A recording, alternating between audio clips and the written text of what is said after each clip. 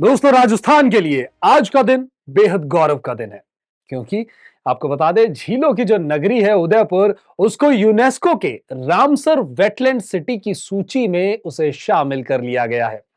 यह उपलब्धि अंतर्राष्ट्रीय स्तर पर राजस्थान और भारत के लिए बड़ी पहचान है। साथ ही मध्य प्रदेश के इंदौर शहर को भी इस सूची में जगह दी गई है।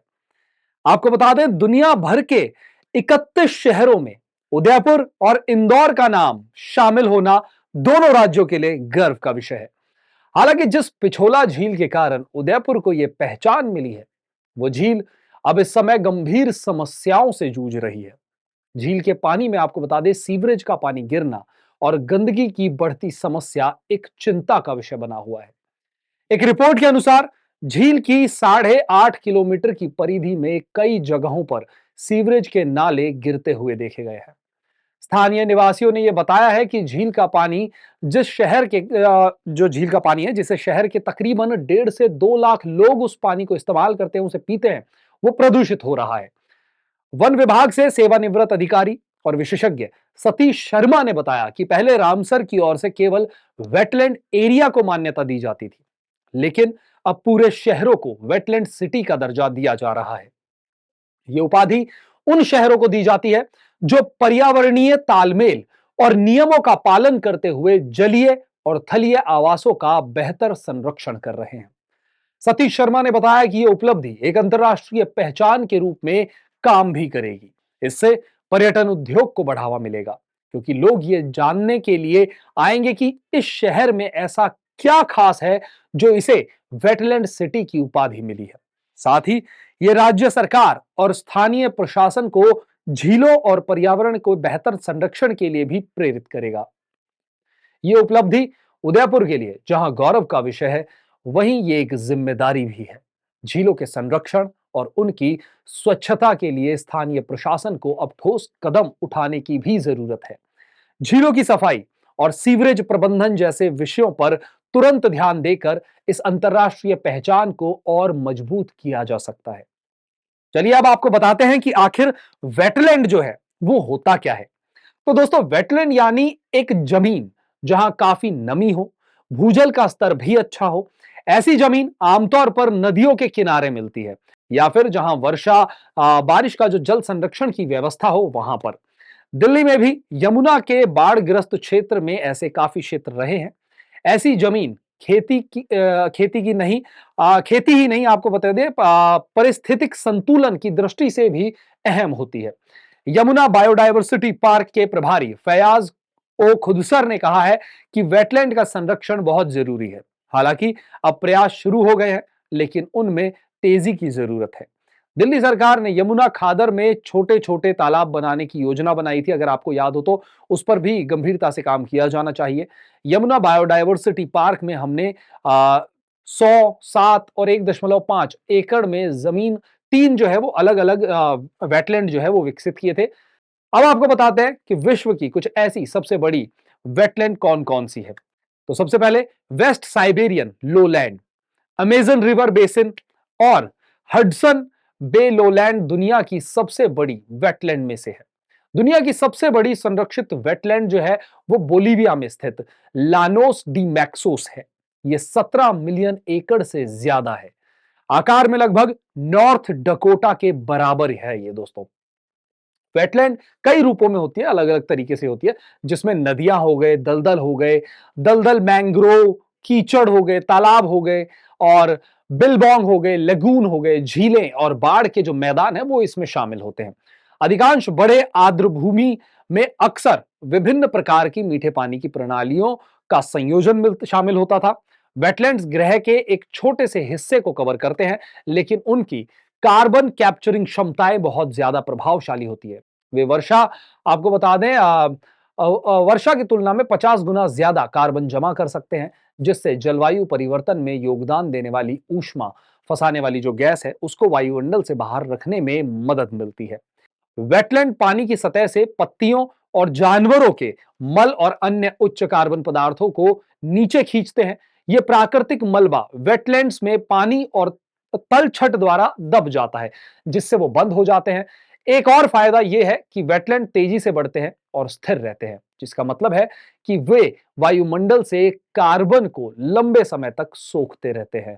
तो दोस्तों, राजस्थान के लिए और उदयपुर के लिए अपने आप में एक गौरव का विषय, वेटलैंड सिटी का जो दर्जा है उदयपुर को अब मिल गया है। राजस्थान वासियों के लिए ये एक बेहद ही खुशी का विषय है और यह भी माना जा रहा है कि अब उदयपुर में इससे टूरिज्म पर भी काफी कुछ असर जो है वो पड़ने वाला है।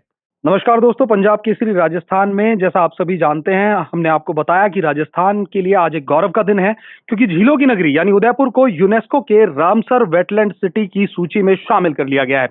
और इस खबर पर और अधिक जानकारी के लिए हमारे साथ फोन लाइन पर जुड़ गए हैं हमारे सहयोगी सुभाष शर्मा जी उदयपुर से। सुभाष जी, उदयपुर के लिए ना सिर्फ उदयपुर बल्कि पूरे राजस्थान के लिए एक गौरव का क्षण है कि उदयपुर जो है वो यूनेस्को के रामसर वेटलैंड सिटी की सूची में शामिल हो गया है।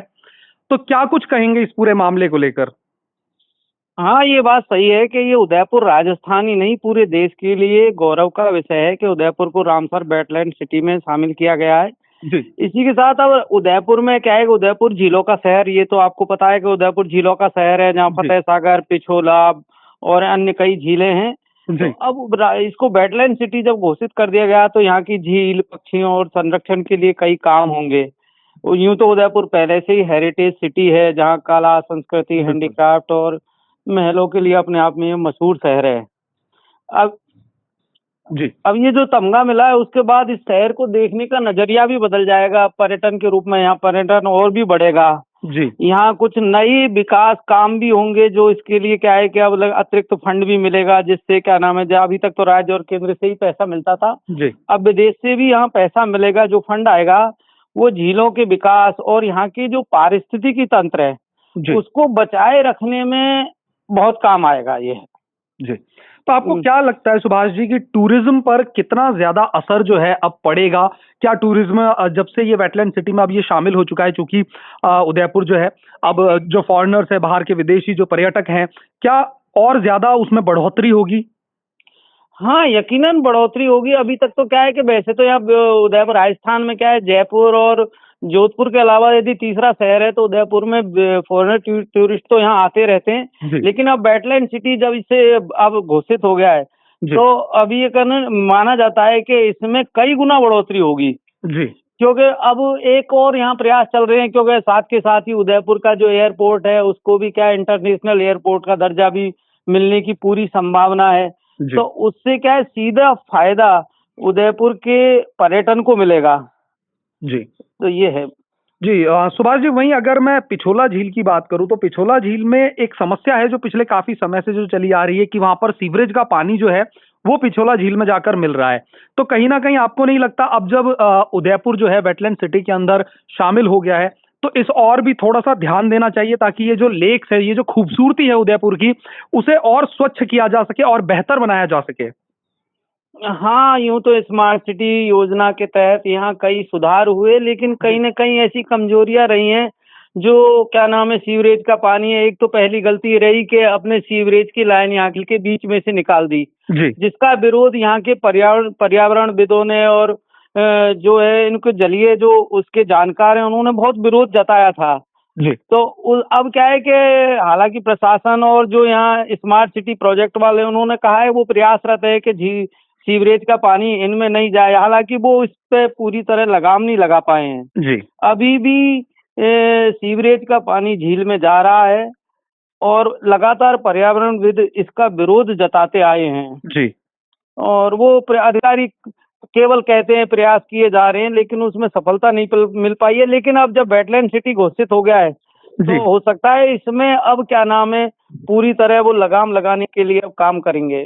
जी सुभाष जी, एक आखिरी सवाल, उदयपुर की जनता जब से उन्हें ये पता चला कि वाटरलैंड जो है वो घोषित हो गया है, उदयपुर जो है एक बड़ी उपाधि जो है उदयपुर को मिल गई है, गौरव का क्षण है उदयपुर के लोगों के लिए, तो वेटलैंड सिटी के बाद उदयपुर के लोगों का क्या कुछ रिएक्शन है? कितने खुश उदयपुर के लोग हैं इस वक्त? देखो, उदयपुर के लोगों में इस बात को लेकर बहुत खुशी है। वो क्या है कि पहले से ही ये चाह रहे थे कि उदयपुर की झीलें और यहाँ के पर्वत, पहाड़ियां, यहाँ जो आने वाले पक्षी हैं ये सुरक्षित रहें। उसके लिए लगातार वो आवाज उठाते रहे। लेकिन उनको कई बार ऐसा लगता था कि प्रशासन इसकी अनदेखी करता आया है, क्योंकि यहाँ की पहाड़ियां छलनी हो चुकी हैं कई। लेकिन अब जब वेटलैंड सिटी हुई है तो उनको ये उम्मीद जग गई है कि अब आखिरकार इस पर लगाम लगेगा और उनकी खुशियां अपार हैं इस समय। जी। और वो मान रहे हैं कि अब वो जो चाह रहे थे वो अब पूरा होने जा रहा है। चलिए, बहुत बहुत शुक्रिया सुभाष जी हमारे साथ जुड़ने के लिए। तो ये थे उदयपुर से हमारे सहयोगी सुभाष शर्मा जी, जिन्होंने बताया कि उदयपुर के लोगों का जो है वो इस वक्त खुशी का ठिकाना नहीं है, जब से उन्होंने ये जाना है कि उदयपुर जो है अब वेटलैंड सिटी जो है वो घोषित हो गया है। सुभाष जी बहुत बहुत धन्यवाद हमारे साथ जुड़ने के लिए। धन्यवाद।